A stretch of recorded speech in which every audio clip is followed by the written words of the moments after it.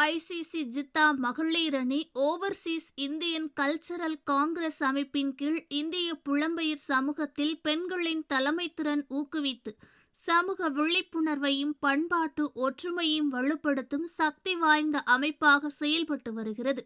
சமீபத்தில் ஓஐசிசி மேற்கு மண்டல குழுவின் மகளிர் அணி புதிய பதவியாளர்களுடன் மறுசீரமைக்கப்பட்டது. இதில் மௌஷி ஷரீப் தலைவராகவும், சிமி அப்துல் காதர் அமைப்பு பொதுச் செயலாளராகவும், ஜான்சி மோகன் பொருளாளராகவும் தேர்வு செய்யப்பட்டனர். புதிய அணி சமூக சேவை, விழிப்புணர்வு மற்றும் பண்பாட்டு நடவடிக்கைகள் மூலம் சவுதி அரேபியாவில் உள்ள இந்திய புலம்பெயர் சமூகத்தின் ஒற்றுமையும் பெண்களின் அதிகாரமளிப்பையும் மேலும் வலுப்படுத்தும் நோக்கத்துடன் செயல்படுவதாக தெரிவிக்கப்பட்டுள்ளது.